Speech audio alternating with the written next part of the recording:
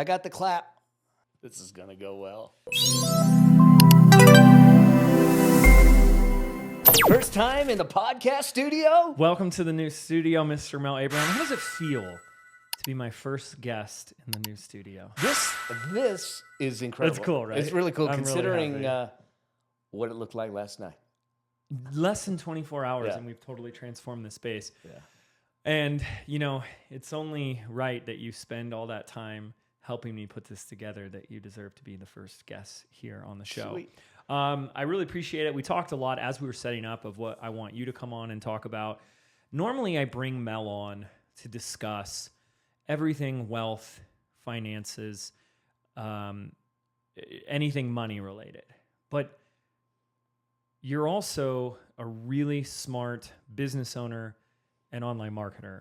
And I wanted to have a candid conversation about like what you're up to in your business right now, what you're working on. I know you have some really cool stuff. So I'm just going to like shoot you 100 questions. Sweet. With what you're doing. So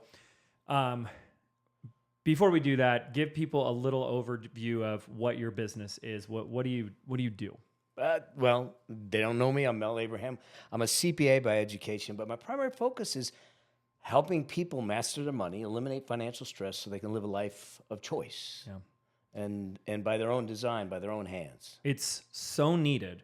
Yeah. It's so important. If you've been around to the podcast, we've had Mel on a ton. We have spoken so much about how important this is. You changed my life because I got to this point where I just kept growing and I was seeing success and I would see more success. And then I would just say, so is that all you do? You just keep hitting bigger goals and crushing your business more and keep growing it? And you were the first person by a long shot that changed the paradigm for me, which was this as simple of a concept as it's not just about how much money you make, but it's what you do with the money that you're making so that it can make money for you. And when I went through my divorce, as painful and uncomfortable as that situation can be, it was only 3 years, maybe 2.5 years later, after you and I had those conversations, that I was going through that divorce. And by law, you have to look at everything. Yeah, you do. And I got to see it all in one like snapshot. And I was really proud of myself. I was impressed, but I was like, wow, like even just a few years of making these decisions. And it's amazing where that can take you in terms of what we had in terms of, you know, investments and assets and the decisions that I was starting to make smarter with the money that was coming in. And even in that moment, I attribute that back to you, and you're always one phone call away. So I know we've had a ton of episodes of you doing that, and I encourage you guys to listen to that. But I want to talk about the marketer and the business owner behind Mel. You've been doing some really exciting things that I think is worth sharing with people. You actually spoke at a panel at BBD Live 2024. Let's start here. Your YouTube channel is blowing up. What is your YouTube channel, by the way? It's just my name, Mel Abraham. So it's like youtube.com/Mel Abraham. Yeah. So you can find that. Give us some stats on YouTube. So from a stat standpoint, last April 2024, so we were getting ready for the book launch. I only had 3,000 subscribers on my channel. And I don't remember how many views I had, but it wasn't much. YouTube was a subset. It was a byproduct. Everything was focused on the podcast initially, and then I would just repurpose to YouTube. And what got me thinking is that, one, my focus when the book came out was I want to serve. I want to solve. I want to help people, like you said, find their path to financial freedom. I think it's their birthright, but no one wants to talk about it. And I started to rethink things like, okay, well, Facebook and Instagram, they're social platforms. But the people that need my stuff are looking for solutions. Well, what's the biggest solution platform? Google and YouTube. I said, that's where I need to be. And so literally less than a year, we're at 51,000 subscribers. 3 to 51,000. And a subscriber is a big deal because that is like not the same as a view. You know, No. that's somebody who's been watching a bunch of your videos and they're like, I need to catch all of his videos. Boom, I subscribe. Yeah. That's a huge number. What else? Well, and here's the other thing: you get momentum. Last night, Right, the hockey stick. last night, we're sitting at dinner, and I showed you we just cracked 50,000 subscribers. This morning, we're at 51,000. 1,000 in less than 24 hours. Yeah, yeah. And the other side of it is that we now we're 2.5 million views on the channel. 2.5 total million views across all the videos. How often are you posting a video? We're posting twice a week. And are you doing the YouTube Shorts at all? Are you doing the longer form? So interesting. Shorts and long form, they complement each other, but they work on different algorithms. Yeah. So what we do is we totally focus on the long form video, and then we cut it up and use it for shorts, and do that. We just also You're just repurposing. We're just on repurposing the same platform, and we're cutting it up into reels. Yeah. Plus, we do separate reels for that. And we're now. Last week, I just posted my first community post, which you can post like carousels and things like that to create dialogue on the channel. I don't know how that's going to go yet. Yeah. But literally just looking at the stats, we're 350,000 views just in the last 30 days. That's insane because when I was doing YouTube, I was stoked to get 150,000 views a month. Yeah. And you've eclipsed that in a year. Yeah. So take me to where so back to the beginning, 3,000 subscribers real quick. Originally, you were just posting on YouTube as a secondary repurpose from the podcast. Then did something blow up and you changed, or did you change first and then it blew up? It was me changing. Okay, so you're like, I'm going to prioritize YouTube. Yeah. So I don't want to put words in your mouth or anything of that nature, but I'm assuming because you prioritize YouTube as the platform, like you're creating it for YouTube, it's a different vibe, it's a different style. Yeah. It's like you feel like you're talking to the YouTube community. And that's exactly it. Is we looked at YouTube and say, what is it they're looking for? What are the questions that they're searching for? Which this is the video SEO angle. So yes, you started with keywords and stuff like that. But you've also shown me these videos, and I think you demonstrate something that you're doing that I never taught in my YouTube days, because I just leaned in on the video SEO side because it really worked for me. But what you're doing is these amazing hooks and thumbnails. Yeah. Can you talk about that? Tell us about some of these videos that have just like, because it's an 80-20 rule with it, isn't it? 20% of your videos have 80% of the views. Oh yeah, I mean, I've got my handful of videos doing 1,500, 2,000, 5,000, and that's great. That's but any views is amazing. Yeah, and we have a bunch over 100,000. Yeah, and then we have one that's over 500,000. Yeah, and give me those titles and some of those, because I think this is also some of the best headline hook copy ever that I've heard. One of the most recent titles that is going crazy right now. We're at 150,000 views on it. The title, and there's two things with this video. The title on it says, "Give me 10 minutes and I'll give you 20 years back." Give me 10 minutes and I'll give you 20 years back. There is so much power in that. That is such a powerful hook. Yeah. I use that. It's a great headline formula. I have that on my sales page. Give me 8 days and I'll help you write the best sales page, of your life. It's a great but you kept it in time, like a time frame. Yeah. And I'll give you 20 years. There's something so powerful. And there's nothing video SEO related to that. No one is sitting there Googling that, searching for that. So what you also said, not to lead the witness here too much, but is that you're checking your views. And YouTube is, where are your views coming from? So that's the other thing that we start to look at. There's a couple things we look at. We look at returning viewers versus new viewers. Yeah. But I also look at how many views are coming from. When you click on the analytics, you can see where the views are coming from. 140,000 of those views are through YouTube recommendations. So that tells me that YouTube's doing the heavy lifting for it. They see that this video got some traction. I think because the hook and the thumbnails Yeah. are so good Yeah. that you have to click on those. There's and that video in particular. So this was a second test of a style. So most of my episodes are done in my studio like this. Yeah. And we decided, hey, let's just take the Pocket Osmo, and I'm going to walk around the house. I'm going to have a conversation. The first one we did hit 30,000 views.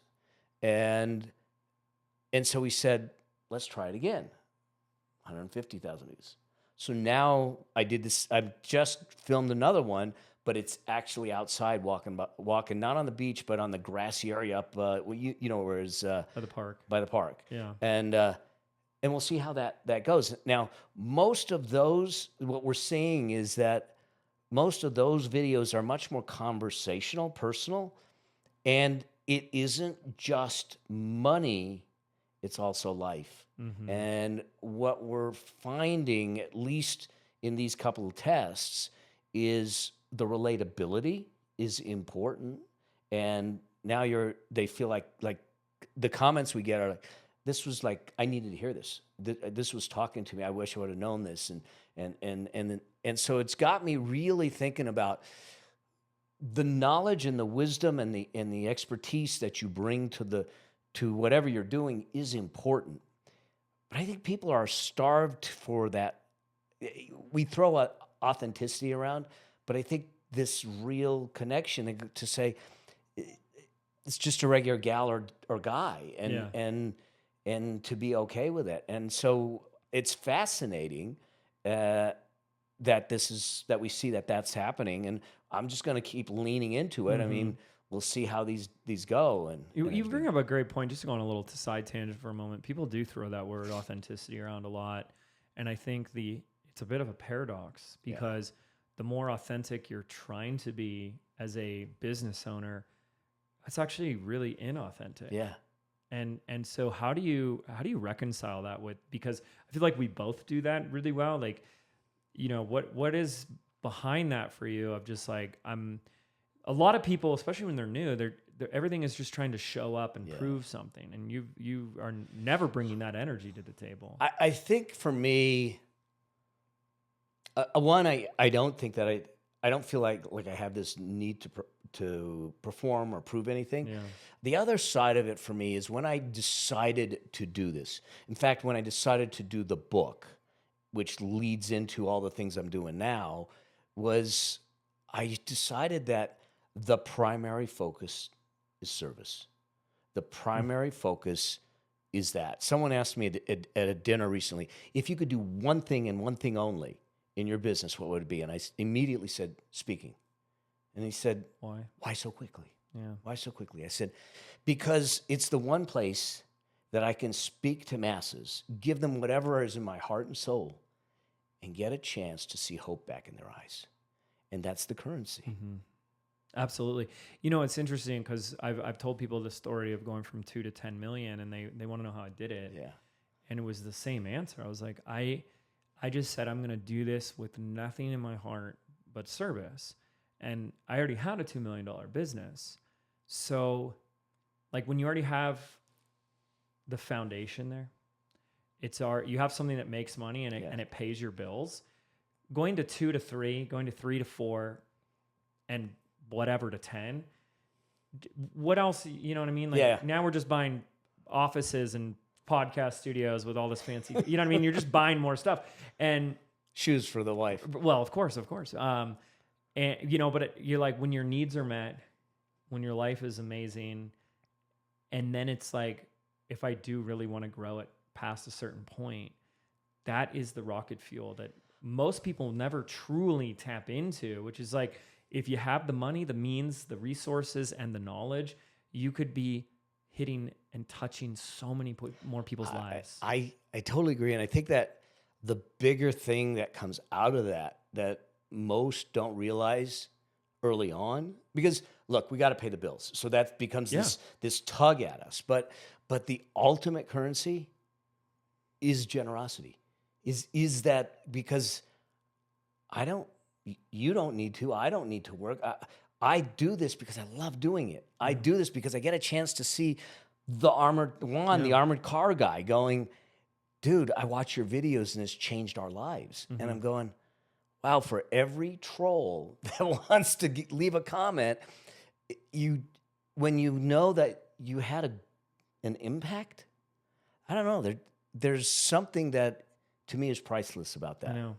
And, we can talk about the spiritual, metaphysical, implications behind that, which I believe that, and it shouldn't be the reason why you do it, but that generosity outwards always comes back. Yeah. And it's really in a way of like understanding an interconnectedness of like, isn't being giving and generous to others also just giving and being generous to self? Yeah. And who knows, but it feels good. It has more meaning and purpose. And I can think back to my days as the YouTube guy, and I built this $2 million business with a $100 or $200 online course and a $49 a month membership. I didn't speak, no events, no coaching calls, nothing, nada. And it was really cool, but it felt off. Something felt like it was missing. And it wasn't until I started interacting, like I would guest come on for other people every once in a while. Like, will you come speak at my event or my mastermind? And I was like, this is amazing. I want more of this. Yeah. And that was when I was like, I want a business where I can interact with my people. Now I've had to go through another lesson. I'm sure you've had to learn this one. This has been a really important one for me to learn. And it sounds very egotistical, but it's nuanced. And if we just like made this an Instagram reel out of context, you'd have all the like complaining haters like whining about it. But there's this philosophy of like, there's people who want your time and there's people that deserve your time. Yeah. And we were talking about this, that you've had some videos, talking about keyword research. You've had some YouTube videos that are all about getting out of debt. Yeah. And who do you attract? You attract some people that are in real serious debt. Now that's no judgment. And there's oftentimes people fall under really tragic hardships, and there's also times where people are just really bad with money. They make poor decisions and they're irresponsible. Both can be true. Yeah. But either case, you're most likely, it's fair to say 98% of the time, Mel, you're attracting an audience that's not truly who you want to be working with, because the people you want to work with are, instead of focusing on getting out of the hole they're in, is how do I build the thing that sets me up for the rest of my life? And when you're in debt, it's like, we got to do that first. Yeah. So we can't do this other thing over here. So who you attract really matters. And I had this whole experience of like, the longer I've been doing this, I can't spend one-on-one time. I don't have the luxury to just do one-on-one time with someone who's like, I'm thinking of starting an online business. Any thoughts? Like, no, I have no thoughts for you. Call me when you have burned all the bridges, you've thrown your hat over the wall, and you have decided, come hell or high water, this is happening. I'm doing this no matter what. Yeah. But I think that you're doing them a service too, because this is the other reason we're putting content out there. Mm-hmm. I want to support people. Right. There's plenty of I've got so many hours of content to help you out. Yeah. Even if you can't afford to work with it. But I think we got to get clear on who we serve, what we're about, the places we want to, because our time is limited. I mean, I remember when Hay House asked me, what's the difference between you and Susie Orman or Dave Ramsey? I said, you were like, fuck off. What are you asking me really? That for? Come on. I'm Mel. That's all you really that's your only answer. It's like, I'm Mel. And I said, look, they help people dig out of a hole. I help them build their mountains. So good. And they said, okay, we got it. Yeah. And because here's what I believe. One-liners, so good. I just, I believe that we are all put here with a gift. And it is our responsibility to nurture the gift, to build the gift, to create the gift, and to then give the gift to the world. It's not ours to take. Mm-hmm. And so what is your gift? What is that gift? And what's the best way to give it out to the world and be completely generous with it? And know that, look, I love speaking. You know that. And so you're really good at it too. Thank you. Yeah. And so I'm focused on a lot of speaking, but part of it is is because I want to just give. Yeah. And I have the luxury. I know to be you able to do really that. could and should be retired in any other sense of the word.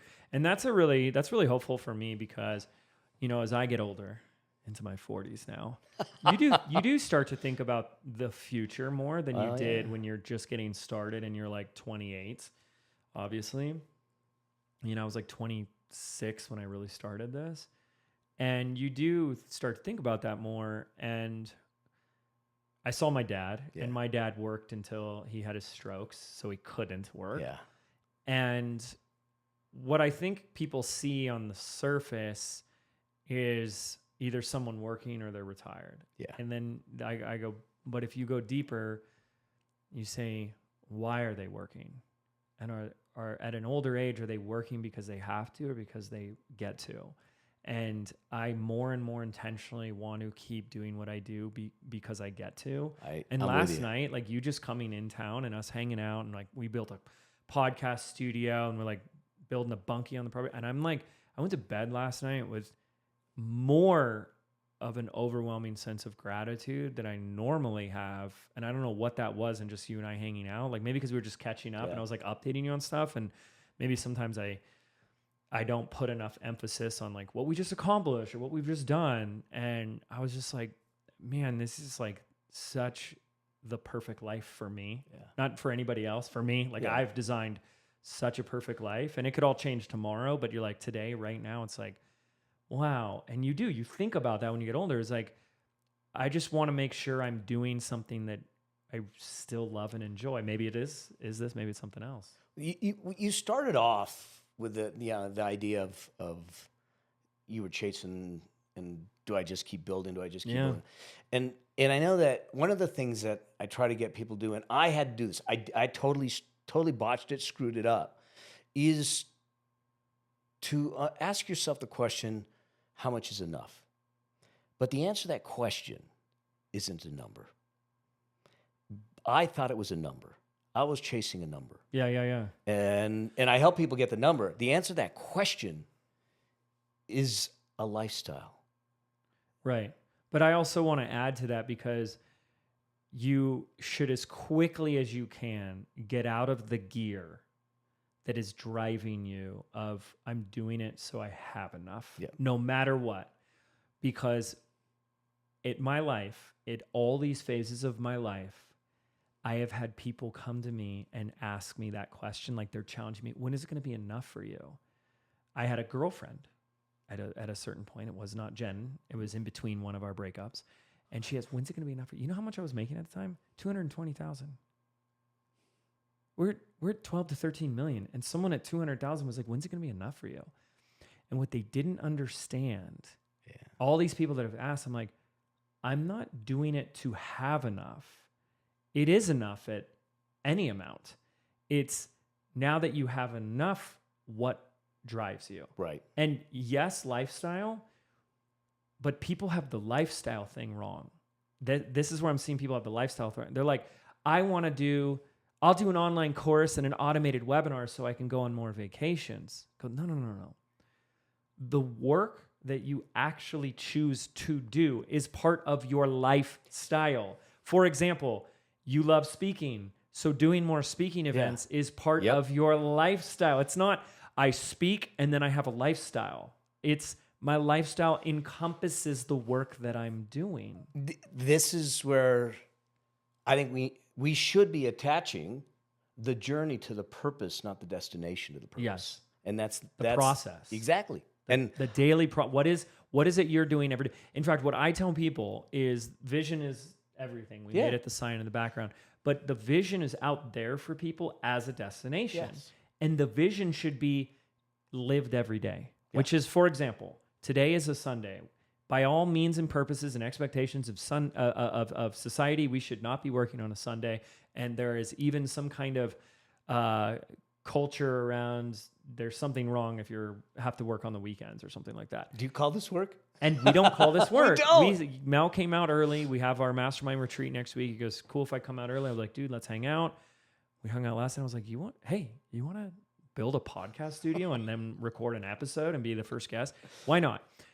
And then if my vision is, like your vision to serve and help more people, then we did that today. Yeah.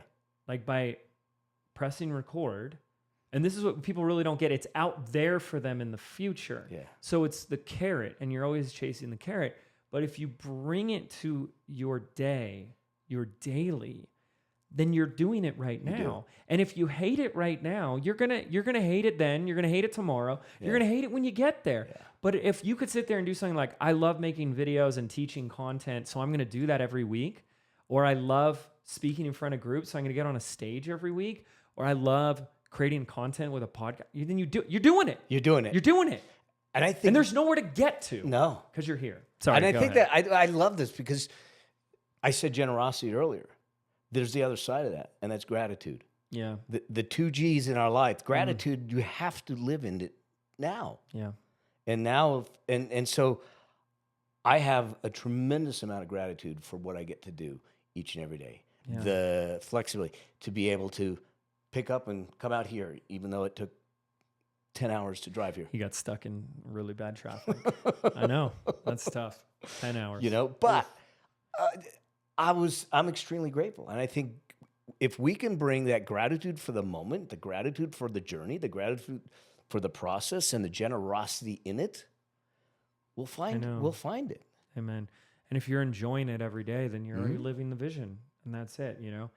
And I think that's really important because I see a lot of people today get like really hung up because they do their first or their second launch and they only made a couple $1,000s. And it's like, well, lucky for you. I mean, good for you. I didn't make any money for 4 years. So you're doing this for 6 months and making $3,000. I don't think you realize how amazing that is. Yeah.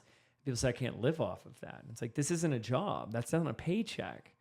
You just invested. Yeah. You just planted a seed 6 months ago, and it's already bore a fruit. Yeah. Imagine what happens 5 years from now.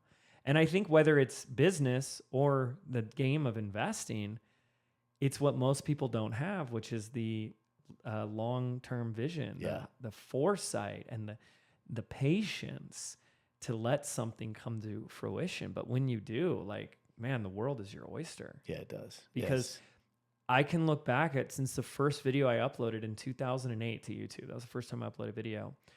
And pretty much since then, I can pretty much say there isn't a week of my life since then, which is insane, where I haven't put a piece of content on the internet. Yeah. I just got notification from YouTube. Congratulations, 15-year anniversary. So I've been on YouTube 15 years. They're like, you finally started using it. Exactly. Using it right, 1 year. But this is amazing what your level of consistency has been 1 year. Do you post it every week? Twice a week. Every week, twice a week. Mondays and Thursdays. And how long are these videos? My team says try to get them to 20 to 30 minutes. Sometimes I can't get my name out. You're doing 20 to 30 minute videos. I'm doing getting 150,000 views. Yeah, 20 to 35 minutes. Are they edited? Like I haven't looked at these. Yeah, they're edited. So I'll tell you the process is that we ideate the topics. Yeah. Okay. We do the research and we ideate the topics. I told my team early on. I said, here's the 3 priorities in my business: is to create, to relate, and to deliver. Anything outside of that, I don't want anything to do with, because that's where my joy points are. That's what I enjoy. So good. And so we ideate the topics. I go off and create the videos. I pop them up into a Google Drive. We have everything in an Airtable. Editor gets notified. Thumbnail guy gets notified. They do the edits. They send them. I will review the videos just to make sure. And the thumbnails I don't review. We get 3 thumbnails for every single video, and we run an ABC test on YouTube. Wow. And then once the videos are approved, I have another person that does descriptions, show notes, posting schedules, cuts it into reels and shorts, and does the socials, and it's done. And the only thing left that I need to do, which I got to be better at, is when it drops, is we have every one of our episodes have a ManyChat flow to it.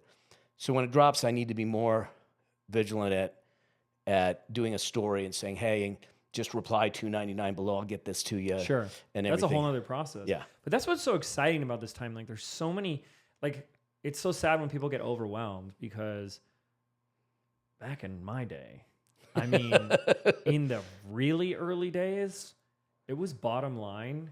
Like it was these were your options. Okay. You hope and pray that you can get ranked at the top of Google. Yes.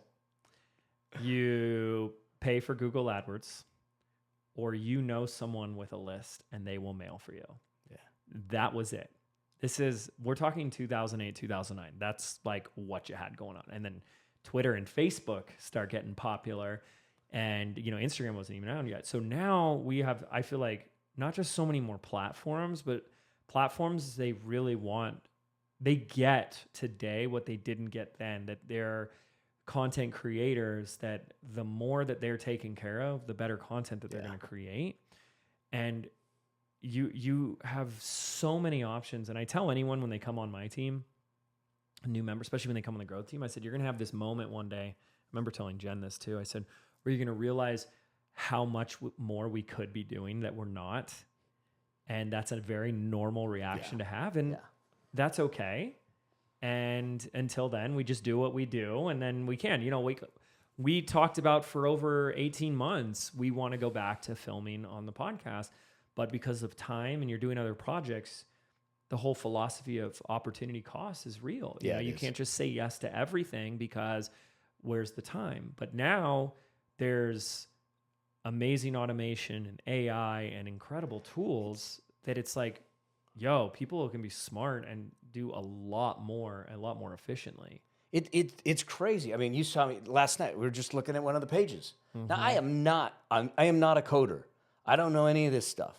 But I'm sitting there saying, I need to have this box over here. How do I do that? And I went to ChatGPT and say, what's the code to make sure that the CTA button is in alignment with this text in this box? Got the code, popped it in, done. And it worked. Yeah. I mean, it's like if we're resourceful, there is no excuse, which is really important. There's no excuse for consistency. Yeah. We have to have that consistency. Everything we're doing out there, I think, whether you're bricks and mortar, whether you're online, doesn't matter. What is going to win the day is relationships. And so when we look at our content creation, it is how are we creating a relationship with the people we're serving, where we're building, they say, know, like, and trust, but I mean, real deep trust where they'll trust not only your advice, they'll trust that you'll be there next week on the Monday and on the Thursday and all that, versus a bunch of one-off posts and say, I didn't get, because the first couple of videos when we first started out didn't do so well. It was still the same of the normal. Yeah. And then all of a sudden, boom, one hit and we got 5,000 views on that one. And that helps you like train the system. Yeah. So you're like, let's do more like this. Yeah. But I think too, like, well, okay. I want to go to some other areas. Yeah. I don't want to jump ahead too far, but let's wrap up the YouTube stuff. Is there any other like best practice or tips or advice you would have for someone that's like, I haven't cracked it yet. It hasn't popped for me, or I'm just getting started. Where do I really start I think that there's two things. One is to be you, to be yourself. Mm-hmm. Okay. Two, and I'm saying that first because what I'm going to tell you next can change that for you, and I don't want it. Two is to research people in your area, in your expertise, that are doing well on YouTube, and say, what are they doing?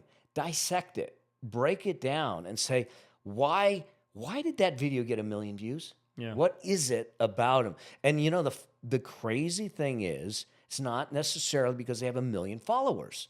So totally, and how'd so they get 1 million followers? Yeah.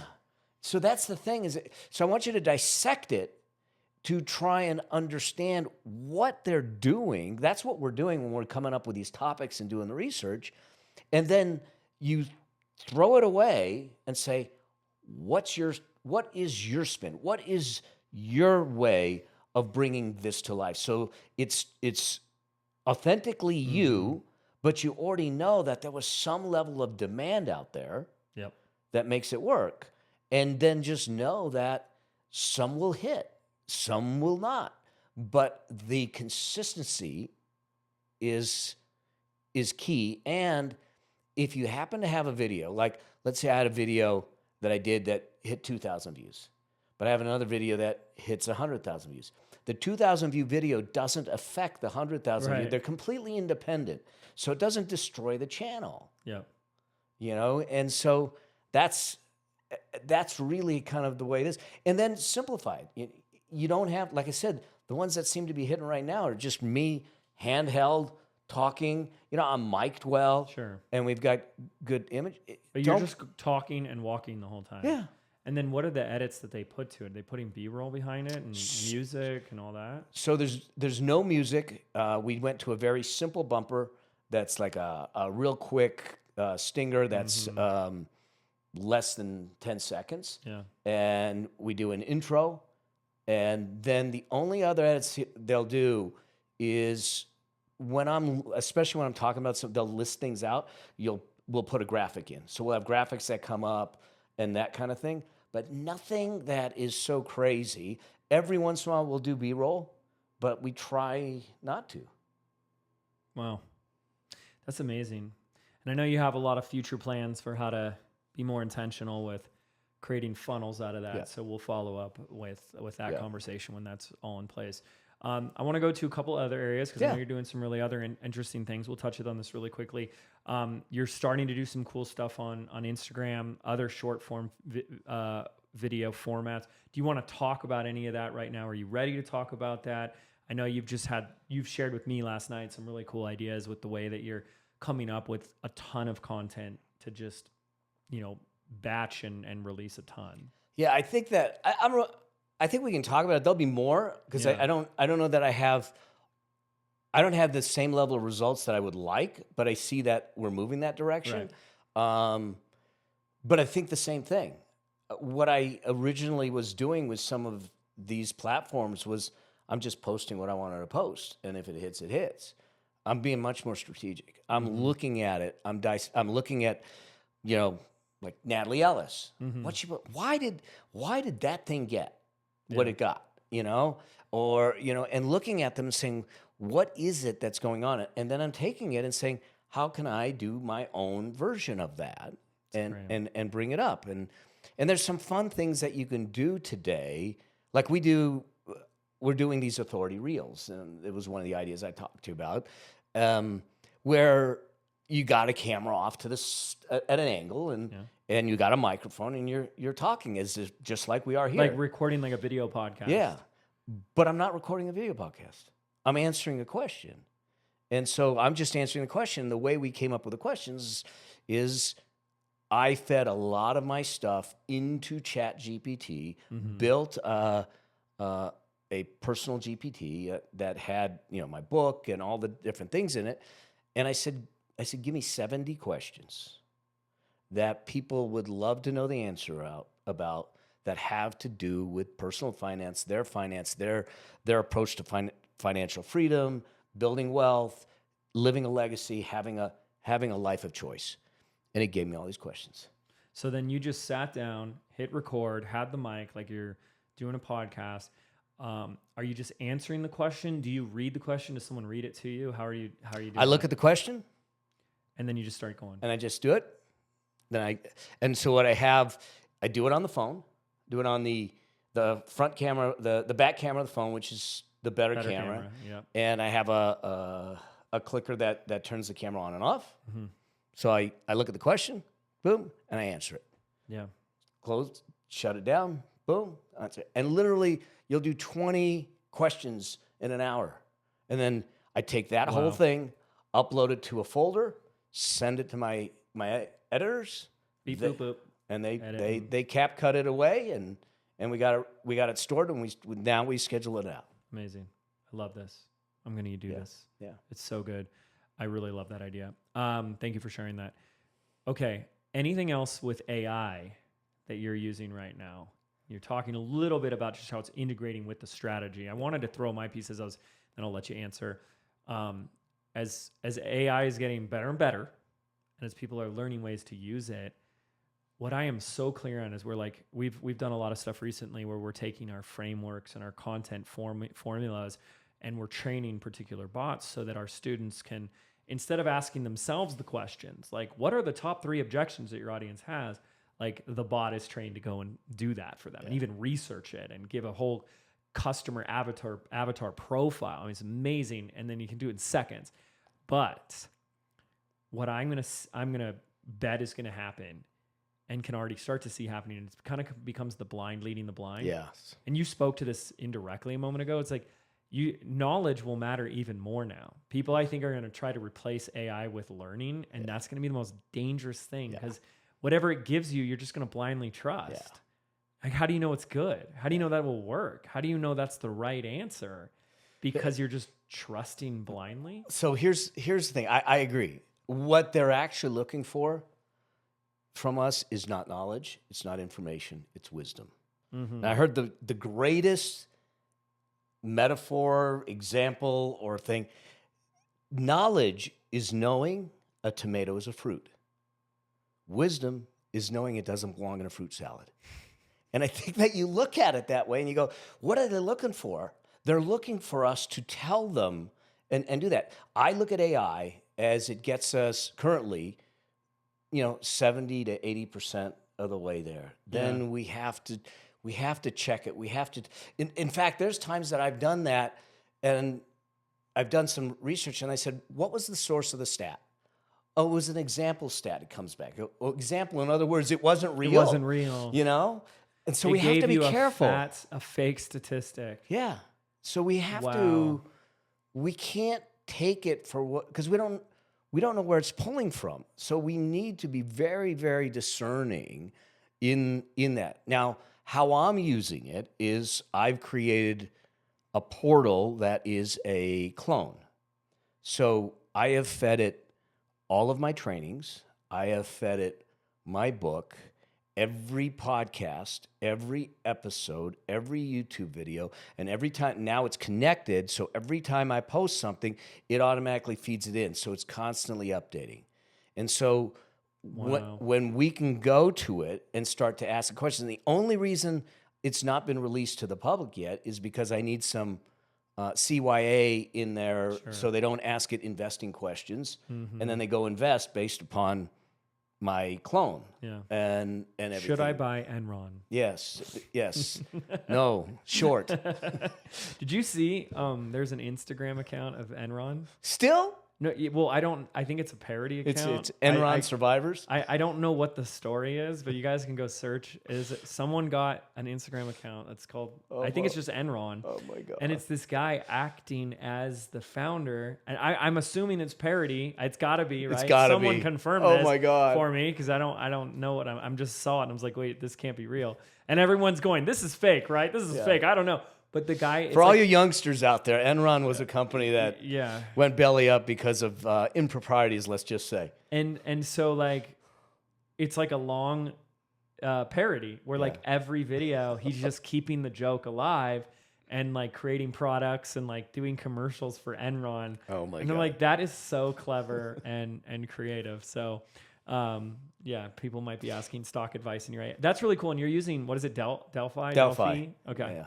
That's really cool. I like that. Yeah. And that's really designed to be like a coach. Like it's ask Mel anything. Yeah, it's really designed cool. to be a coach. Here's how I could see it before releasing to the public is putting it into my courses and have it working from that perspective off the courses. Because the other side of it is the way it's done is it actually cites the source. So now you don't have fake statistics. It actually will take you, if you want to that video and that spot in the video and that, so you can go deeper into it. So I think that there's a tremendous, when it comes to processing data, processing information, there are things that I've said that I forgot that I said. And then when I go back, I go, oh God, I said that,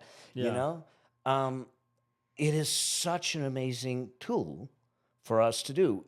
But if we risk the idea of just saying, well, I'm just going to delegate and relinquish responsibility and allow this tool to think for me, I think we're going to run into some problems. Well, it's just, people do the same thing with employees, and Yep. they run into problems with that every time. Yep. You know, people know me for encouraging people to hire and have a team, and they get excited about that because I think it's the same thing for them. They're like, great, I can just pay this person money and I don't have to think, and they just do it and I don't have to check on them. And it's like, what? And then they're throwing money at somebody to not do it right. And then it just costs you more money and time to do it yourself. And I mean, like, I think people are going to take that same approach with AI and just say, well, it told me to do this. So I see people do it with financial advisors. Yeah. Yikes. Our hands have to be on the steering wheel of our life, our business, and our finances all the time. All the time. Anyone that comes into our world, employees, advisors, coaches, mentors, they are our navigators. They're our second mate. They're their second chair. But they're not in the game with you. You're not on there. the field. And it's it. You and your scoreboard, and not theirs. Yeah. And that is really like, you know, step one. This hit me so long ago, and people fight this advice. It's so sad. But I remember this was like the first piece of personal growth, personal development advice I was ever given. And I took it to heart, which is, if you want any semblance of an extraordinary life, step one, you have to take radical responsibility for every piece of your life. And that's the same thing I'm hearing when you're like, you have to have your hands on the steering wheel. It's like, you still have to take responsibility for your business, the decisions in your business, the health of your business, and all of your financial decisions and investments and all of that. And you can blame anyone and everyone under the sun. And you might be right. They might have done something wrong or given you bad advice, but somewhere down the line, there was a decision that preceded that got you to that point. I see. This was the only thing that got me to survive the Ponzi scheme. 1/3 of everything I owned, me and two other buddies, we lost over $4.5 million. So wait, how much? $4.5 million. I thought you said 400 million. I was like, what? 4.5 million. Yeah. That's still a lot. But That's a lot. So here's the thing. Yeah. If we look at it, what I realized is that there was no way I was going to recover until I took responsibility for my role in it. Right. The difference is, too often when we say we're taking responsibility, we equate that to blame. Blame. Yeah, blame stops and wrong, us. shame, guilt, all that of stuff. that. It's like, no. That wasn't what I... So I said, wait a second. Once I acknowledged the fact that, wait a second, I made the decision. Yeah. I ignored my rules. I ignored the voice. Yep. Those are the things that made me responsible. Sure, he's a parasite. He stole. He was a thief. He was a con. All those things are true. Right. But if I would have for a moment said, he did this to me, I would have not had the capacity to recover. 18 months after I lost it all, boom, we recovered it and tripled it. Well, not only that, but let's go deeper than this. You said, if I hadn't have done that, I wouldn't have had the ability to recover. Not only that, Mel, if you hadn't have done that, you wouldn't have learned the lesson. If you don't learn the lesson, you're doomed to repeat it. Yes. So responsibility, people think is about, like when you tell people take responsibility for your life, it's like, you don't understand my situations, my circumstances, and I want to be a victim. And it's like, that's fine, do it. We're just telling you how life will work in your favor. When it's like, I love that philosophy that's going around right now, choose your hard. And it is hard to take full responsibility for your life. Otherwise, your life gets really hard. It's really hard. Life is, as an effect, really hard when you deny the power and responsibility. It's also very hard to own it and take responsibility, so that life then starts to become easier. So you were able to go, wait a second, what was my role in this? Responsibility. Exactly. My ability to respond. And you go, oh my gosh, I wasn't present here. I didn't trust myself there. I lost myself there. I let greed take over or whatever. And now I have the power and the awareness to see that so that it won't happen again. And that's all, to me, responsibility is acknowledging where your power is. Exactly. And it's true. It's an empowering versus paralyzing perspective. Yep. And it's those lessons, gleaning those lessons out, that allowed me to create the rules and the things that I teach today. Yep. It was a gift. I mean, it cost a lot, but it was a gift. I mean, hey, I've got some expensive gifts in my life too. Yes, you do. We can talk about those another time. But I've become such a stubborn a-hole on this because it's really sad the pushback you get from it, which is like, you don't have to live a great life. Just, I want people to live a great life, but it's not easy to live a great life. And it's damn near impossible if you claim victim all the time. And the reality is I do my best every day to take 100% responsibility. Yeah. And we live in a universe and a world with other humans where, and it's going to sound a little cynical, and I get a little cynical in my old age, but there are a lot of people that do get hooked by things like greed, manipulation, power struggles. And I've been, and I can sit here and say, I am the victim of being taken advantage of before. People have hurt me, tried to hurt me, lie, manipulate to me, totally. And those things will still happen to you, even when you take full responsibility in your life, where you can literally say, that person lied. Yes, they did. Yes, they did. Yeah. Absolutely. But you saying, and I take full responsibility, doesn't negate that the fact that they might have lied, manipulated, stole, wronged you in some way, and it doesn't condone that behavior. It just puts you back in power of, this is my world, this is my universe. I am in the driver's seat. I am in my power. And thank you for showing me this. I've learned my lesson. Got it. Let's go. Yeah. And there isn't, just because something like that happens, it's an incident. It's not the whole of your life. Totally. The reality and it is those things are supposed to happen to us. Yeah. I firmly believe that. Like we're meant to go through things where we learn some big lessons in this life that are really painful. And if you can get on the other side, you can learn from it, heal from it, grow from it. That is the most beautiful thing. I think that if people are going through a tough time, we got to ask ourselves, what's the bigger thing that I need to do? I was when that Ponzi scheme got me, I was resentful. I was curled up in the corner for a little bit, but I had someone, a dear friend, look at me. He says, Jeremy at that time was 15 years old. He says, he's old enough to know. And he says, the question is, he's looking at you to see how you handle adversity. Right. And he's going to learn how to handle adversity in this moment. So that the question you have to ask yourself is, what's the lesson you want to give him? And that's powerful. And that's the thing that I sat back and I go, yeah, I really do want to curl up in the corner and blame and get pissed off and all that stuff. But you know what? The bigger cost would have been him. Yeah. And I couldn't do it. Wow. That little micro decision in our head of how we're going to approach this is world ending or world beginning. Yeah. I mean, that's everything. I mean, I go back to, going through a divorce, and I said, I just made a simple decision. First of all, I said, there's that phrase they say, it's such an awful phrase, it's cheaper to keep her. So for me in my personal life, there was a decision between love or money. Yeah. And I said, I know I have some things to learn in this life about love and receiving love and making love more important in my life. Cause I was at a very, up until, probably like early 30s, I was very closed off emotionally, and my heart was just totally closed off. And that was about the time when we met, right? And then as I start opening up, I realized how much I want love in my life, right?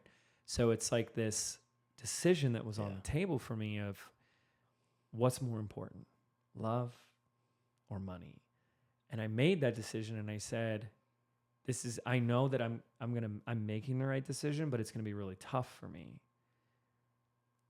And what's waiting for me on the other side is if even one person goes through something like this, I can be there to guide them through it. And Mel, I shit you not, it was like, I wasn't even done, like close to the end. And all of a sudden, it was like a third of my clients are all going through divorces. Yeah. And I was like, hey, I got you. And I'm not going to be your lawyer. I'm not going to give you your legal advice here, but there's a lot of how you conduct yourself and get yourself through this and not take yourself down that will really serve you. Because one of the things was, mine was a very long one. It was 2 years, 7 months. And one of the things I was really proud of, I made a lot of decisions to myself. I coached myself a lot. I had a lot of self-reflection, growth, introspection, recapitulation in that time. And one of the first decisions I made was I'm not going to put life on hold during this process. My life doesn't stop because a chapter is closing. Right. And that's like the first thing I've told people since then. And then the other piece was I said, whatever has happened here is between me and this individual. I will not allow my brain to then, and I see a lot of people do this, create blanket statements about marriage, about love, about the opposite sex, about romance. Like, this is unique. This is one person. You don't go create generalizations, which is a whole nother thing. Maybe another episode I can talk about, which is if you just listen to people talk on the internet, all the fights and the squabbles, 80% of them can be boiled down. And ironically, I'm kind of doing that here and it's kind of proven the point, into people just making generalizations. Yeah. Like, have you ever noticed all men blank or all women blank? It's like everyone just makes these generalizations and then everyone's like pissed off because they're like, not me, or that's not true. And it's like, well, duh, because you just made a generalization. And I love that funny sentiment, all generalizations are a lie, which is a generalization. Oh, yeah. But anyway, yes, like when you change that context, is what I'm hearing from what you shared, to like this isn't about me anymore, that this could impact somebody else. It changes the whole game. Yeah, and I think that circles back, I don't know if you did that intentionally, to how you really started in this episode about where your growth has come from and what drives your consistency is about service. So service becomes, I think it's Maslow's hierarchy of needs, really, because once you're out of survival, then it's a lot easier to focus on service. But then you realize when I'm focused on service, it's a far more effective force. Yeah, it is. And you got through that and cleaned it up in 18 months. Yeah. Because it wasn't about you anymore. No. And I think that when I've talked a lot about legacy and legacy being, but I look at it differently because so many people say, like, especially they'll come to me when we talk about finance and they say, well, I want to leave a legacy. I said, no, you don't. And they go, what do you mean? I want to leave some money for my kids. I said, that's not what I'm talking about. I said, our job isn't to build stuff, to leave stuff. That's not legacy. That's stuff. Mm-hmm. Okay? Our job is to live a legacy. And what we're leaving is in the moments that we interact, in the moments we serve, in the moments we give, in the moments that we're doing something. And so the judgment of our legacy should not be in the accumulation of stuff that we leave behind, but the assimilation of things we leave within people while we live. And when we do that, not only do they enjoy our legacy when we're gone, but we enjoy it while we're alive. Wow. Yeah, the lasting impression you leave on another. That's beautiful. Last piece I want to touch on is tell me a year of book life. It's almost been a year. Yes, it has. I'd love to know in, as short of a summary, I guess, as you can give, thoughts on and experiences on writing a book, what that's been like for you, for business. Give us your thoughts. Take me any direction. Like the marketing and the business of having a book. Yeah.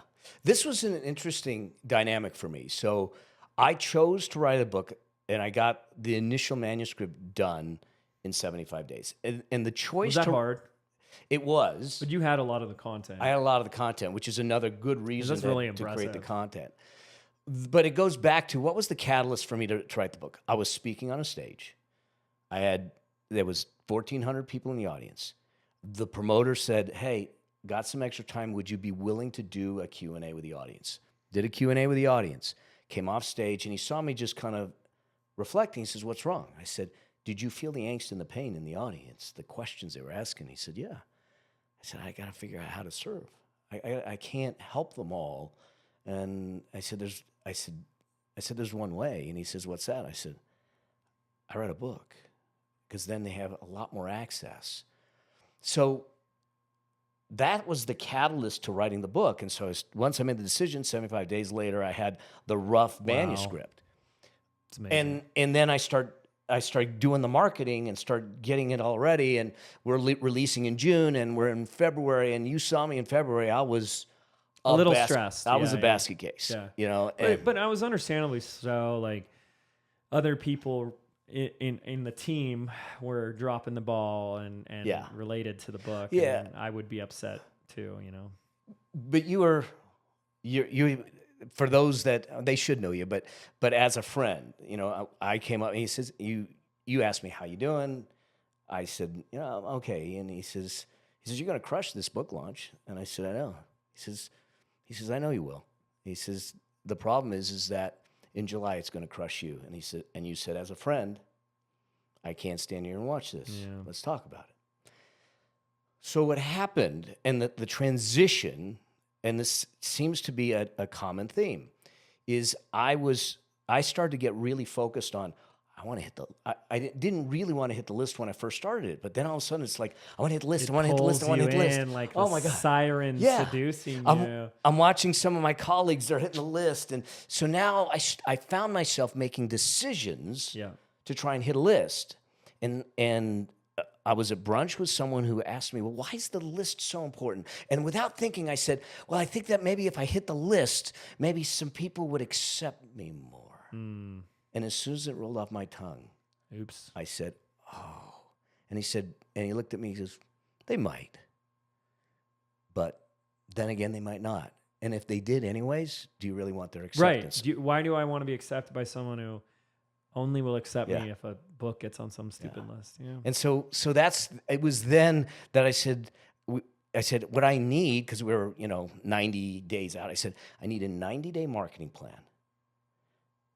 But the real reason I wrote the book was to serve. And getting people to buy the book in that 90 days was important to buy the book. It would help Jeff Bezos, which doesn't need help. It might help me, which isn't a matter. But that doesn't help anyone buying the book. Reading the book doesn't necessarily help anyone. It gives them hope. What I realized was that what would change their lives is if I got them to live the book. So that's when I started to look at it and say, how do I get people to not only buy the book, not only read the book, but live the book? So then we started, now all of a sudden my focus was creating a book club, creating an implementation guide, creating mechanisms that made it easier for them to integrate it into their life. So create a 90-day plan for the launch and a 3-year plan for the journey. And now everything we're doing is part of that 3-year plan. The speaking, the content out on the internet, all the stuff we're doing is just trying to get people to live the book. Because from my clients, from people like you and Brandon, my son, myself, I know if you live the book, your life will completely transform. And so that's what I realized is the book is a stepping stone. It allowed me to focus my message, focus my journey, focus the things. I completely redid my website to refine it. You can't find valuation on it. You can't find, and everything is focused on that and saying we're a year and a 3-year journey. It doesn't mean we're going to stop in 3 years, but in my mind is that I have to look long term. Yeah, that's so good. So would you talk to me about this? Talk to our listeners about this. Most of our listeners are personal brands. Yeah. They've got digital products. They've got a niche of specialization out there. Do you recommend a book to them? Like, would you make a case? And if you did, what would that case be for someone in a completely different, like they're in the health space or they're a dating coach? Do they write a book? Yeah, I can make a case for it, but I think that we need to examine what is the motivation behind it. If the writing of the book, you think the writing of the book is going to make you money, it's not. Just so we're clear. Yeah, so it's not a direct money maker. No. Like what are we talking? The average, like you're above average in how well your book did, obviously, but like. What is someone? What could is this average like author? I hear $1 a book. Average authors only sell a couple thousand books in a lifetime. You're kidding. We sold 10,000 just in the launch. That's amazing, by the way. You know, so And then what's the price that the author gets on average? I know on there's different average, book they, deals. if it's a regular royalty deal, they're probably going to get $1 a book. Good Lord. Yeah, it's not. Here's why you do it. It's As a business owner. As a business owner, it is an element of the business. It's an element and an extension of the brand. And as a personal brand, it gives you a level of credibility when you do it right. I will tell you, if this is going to ruffle some feathers, but if you're going to try to play a game by publishing a book that's really an outline and then try to run it up for 99 cents on a Kindle to say, now I'm a best-selling author, you're kidding yourself, you're kidding the world, and it's smarter than that, and it's not going to help you. There are a lot of people that do that. Huh? They are. And so if you're going to take the time to write the book. It's you that's in the book. It's you, your journey. It's a lot of you in the book, and make it that, because now you're memorializing something of you to do that. It's also something that, when you do it right, creates a positioning for you, and it allows you to. Here's the author of Building Your Money Machine is coming to speak to us. Okay, and good enough. We USA Today bestseller, but that's not the reason you do it. But it does give you positioning as a personal brand. It refines your content. It narrows your message so you have the ability to explain it in a much more powerful way, so someone can digest it when you do it. Like I had 2 editors on this book after I had already edited it, but the publisher gave me 2 editors. The beautiful thing is that they gave me 2 editors in my demographic. And so they were asking questions from the perspective of an editor, but then also from the perspective of the demographic, which allowed us to make it an even better book than it already was. Wow, I love it. And so I think that it refines what you do. Then if you do it properly with a publisher, it gives you avenues. Like I have one of my presentations that I'm doing this year is booked full fee, but they also bought 250 books. And so you get a chance to extend the brand and have the brand, have them walk away with a piece of your brand. It's not a brochure, it's not a PDF, it's a book. Like I did for an association, I did a keynote in Vegas, and they had all the books there on the table, and I stood there and I spent an hour and a half signing books. But I created relationships, I connected. And so I think that it's a wonderful thing, but the other side of it is it's a lot of work. It's a lot of work.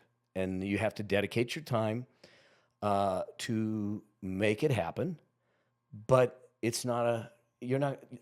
don't try to do it in 75 days, okay? But writing took you 75 days. How long was the editing process? So if we look at it, by March of 2023, I had the book, the manuscript. Then I did some editing. Then we did line proofing.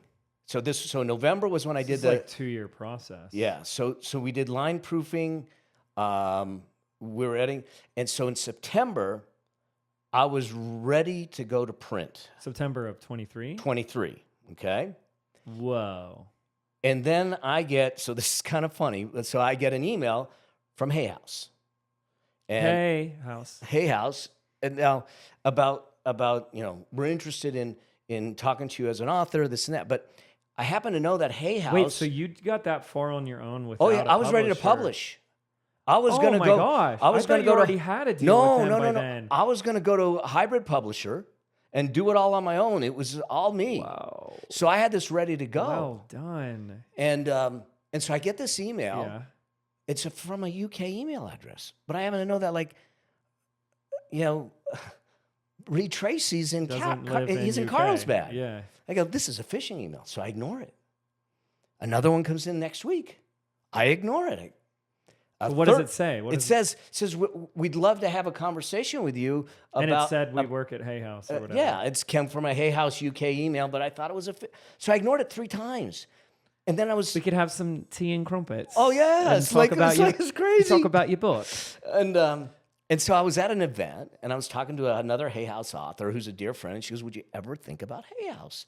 I go, if I was ever going to go to a publisher, Hay House would probably be the one I would consider because I like what they stand for and what they do and this and that. She goes, are you open to an introduction? And His name's Ken. He's in the UK. I said, sure. She sends the introduction out, and lo and behold, it's the UK email address. Stop it. I'm going, uh-oh. I'm an asshole. Sorry. So I get on a call with her, and she says, I would love to see the proposal. I said, I don't have a proposal, but I have a book. And she goes, what? I said, well, we're on Zoom. So I show her them. She goes, you have the manuscript. And I said, yeah. She goes, can I read it? And I said, sure. So I send it to her to read. A week later, she says, I'm halfway through it. I'm in tears. I'm hopeful. This is amazing. Can we talk again? Wow. And so ultimately, now we're in October. By mid-November, we struck a deal. But part of the deal was the book has to come out. So there was a couple things. I already had the title. That wasn't going to change. They would have creative input on the cover, but it also had to come out in June because I said I am not going into the summer, and we're not waiting for the summer because then we have the circus called the election. So it had to come. So that for them, they were going, well, June, that's a tight time. I said, you do what you need to do. I will not drop the ball. So we signed the contract with a June 11th date. Wow. That's awesome. Yeah. That's a good story, man. Yeah. And here we are. So, okay. No, that's great. Anything else you want to share? What's like any other benefits or surprises that the book has provided you? You know, I think the surprise, I don't know if it's a surprise, but my first book was done in 2015. Mm-hmm. It was a great book. We hit #1 on Barnes & Noble and all that.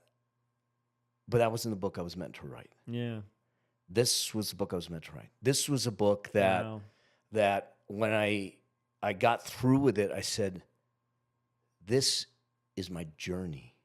And this is what I'm here to do.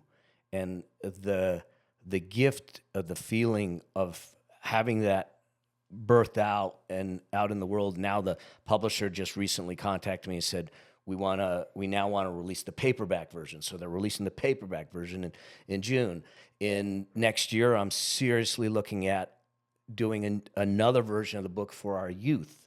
Because I think if we can capture our youth in high school and college, we can solve their financial problems and all that. So I know. So it's becoming much more of a mission. Oh yeah, and you've talked a little bit about your adventure with cancer. Yeah. And this evolution in the brand and the decision to write the book was birthed out of that. Yeah, it was. And there's a whole story you've shared before on the podcast. My question, just curiosity. And you had something to do with it. I don't know what you're talking about. I did not give you cancer, Mel. Jeez. No. Well, the stress. You? Yes. It's so stressful being around me that you've got cancer. Living 4 doors down. I don't know what you're talking about, but nor would I want anything to do with it. It's not the cancer. No, I understand. I mean, I understand what you're saying. My question, I'm just genuine curious. Yeah. If a whole new deepening of a mission and purpose in life, or like some of the stuff you were doing before, you're like, I wasn't meant to do that. The question I want to ask, and you can say no, I'm just genuine.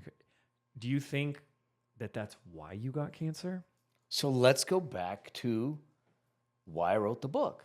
Because I was diagnosed with cancer in July of 2019. Yeah. June of 2019. First surgery in July.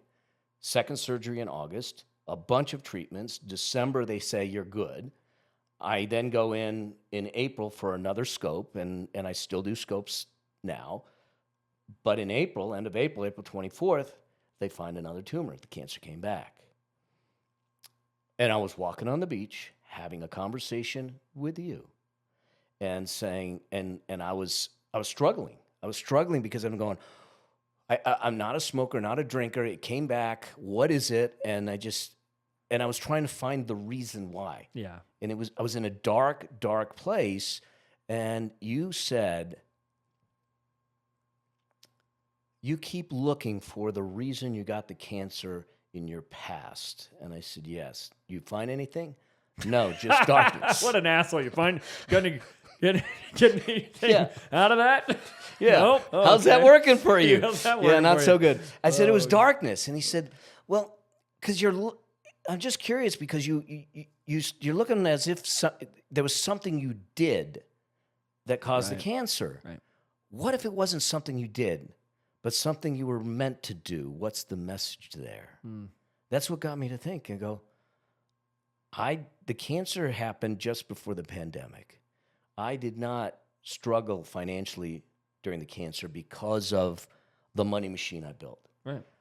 I did not struggle during the pandemic because of the money machine. I didn't have to work, but so many people did. And I said, now, whether that is truly the message or not, that is the message I gave it because it allows me to give value to something that's horrendous in people's life. It offers tremendous healing Yeah. because it puts meaning and significance and importance on the pain that we go through in our life and makes you who you are. And now we can just role play a scenario and say, do you think you'd be doing this today if you hadn't got cancer? No.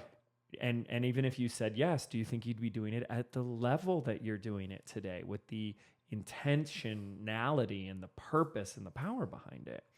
And the answer is no. It's like, what other why do we need to look for? What other reason why? So, wow. Mel, thank you. Where can we find you, connect with you, and hang out with you? Oh my gosh. Instagram, Mel Abraham 9, the number 9. 1 through 8 were taken. 1 through 8 were taken. We're hunting them down one at a time. That's amazing. My YouTube channel for sure. Mm-hmm. And then my website, melabraham.com. And if you have questions or anything, there's a place to ask questions, and then we'll bring them on the show. We'll if we get a couple of questions, we'll run them on the show as episodes and stuff. So it's truly, I'm there. I'm there. You are. To be able to serve. Yeah. Well, thank you for this incredible conversation. You're the best, Mel. Please make sure to reach out to him, especially on the Instagram. Send Mel a DM. Let him know your favorite takeaway, share, insight that he shared with you guys today. Thank you so much for tuning in. This is the Mind Your Business podcast. We'll see you next time. Same place, same channel. Take care.